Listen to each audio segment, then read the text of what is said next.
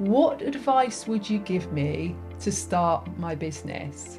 Now, these were all women from a variety of backgrounds. Some of them had never taught anything in the health, beauty, wellness industry before.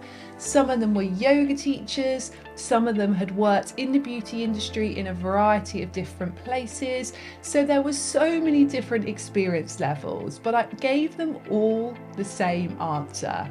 I said the first thing you want to do is get really clear about what you want to do with your business. It's so easy to get caught up in what we either think that other people expect of us, or what we look at other people doing and think we have to emulate that. So I suggested to them all that they take a little bit of time and do what I call the magic wand technique. And they actually write down what their ideal week, ideal month and ideal year would look like. So in their case, it would be for face yoga, but this is really applicable whatever your business. So I said, write down, what do you want? Do you want to be teaching one face yoga workshop a month? Do you want to be making a course that sells as passive income? Do you want to be seeing one-to-one clients and going into their home? Do you want to be doing regular classes on Zoom? I mean, there's so many options, but start to think about what you want. Then you can reverse engineer that and start to build the steps to get towards that. But you can't build a business until you know exactly where you want to go and also why. Listen to those little magic nuggets of advice that your intuition gives you. Now, you may be a little bit out of touch with your intuition. Often we are. There's lots of times in my life where I have been, perhaps if I've been very busy, very stressed, maybe living a lot in my head and not enough in my body. But often we still have those little thoughts or those little feelings that guide us in the right direction. So if you're trying to think about how to perhaps market yourself, maybe about a new project, maybe about the next step in your business, listen to those little feelings. They're like little magic jewels that just either just pop into your head or a feeling in your body or some sort of the sensation that you have, and they will guide you the right way. Now, the key is to not just look out for them in terms of really search for them. The key is give yourself enough space so you can actually listen to them when they do come. And for me, they'll come at completely random times. Maybe I'm going on a walk, maybe I'm listening to a podcast, maybe even when I'm teaching. Sometimes I teach a face yoga class or a workshop, or I'm doing a business coaching, and I had a really structured plan about what I was going to teach, and then suddenly I get this little bit of intuition. It's like a little magic jewel, a little magic nugget that just pops into my mind, or a sensation I feel in my body which says, Danielle, this is what you need to share to people. And then I share that.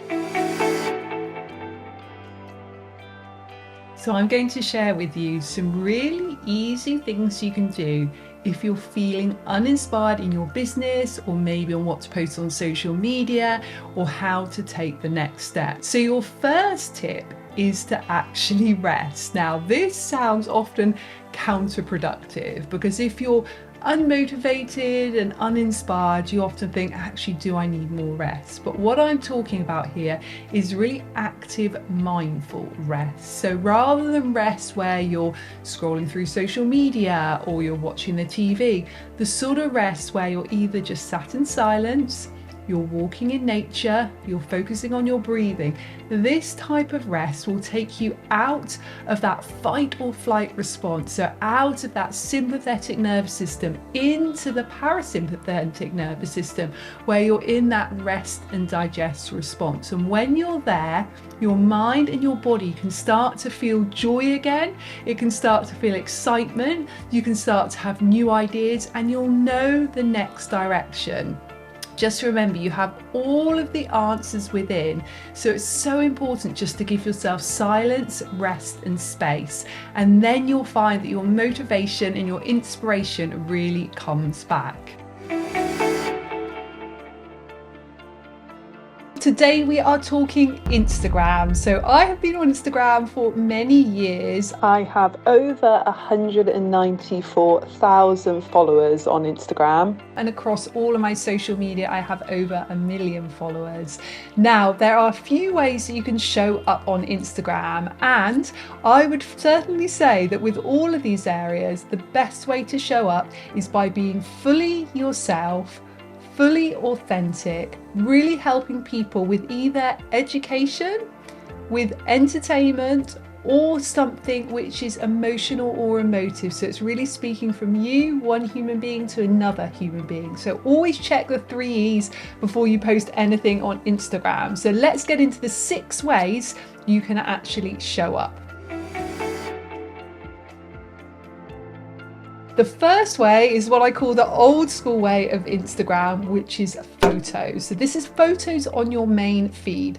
Now, I probably only do a photo maybe once every couple of months. Unfortunately, the algorithm at this present moment, so July 2023, when I'm filming this, doesn't seem to like photos as much as it used to.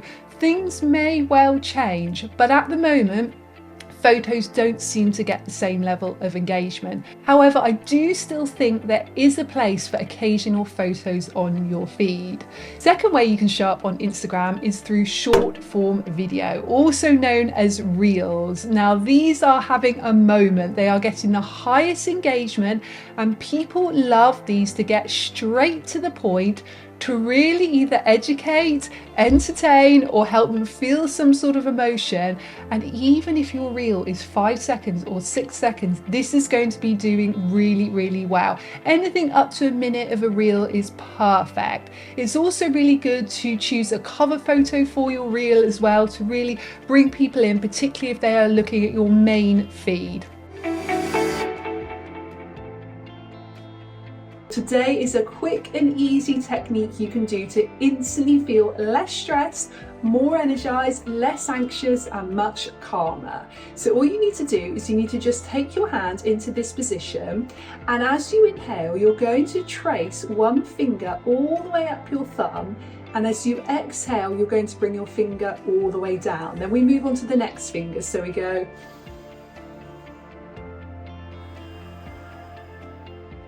and again, inhale, exhale, and again, inhale, exhale, and again, inhale, exhale.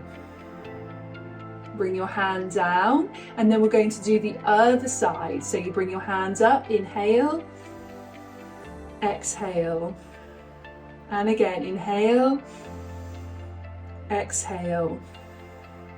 Inhale through the nose, exhale through the nose.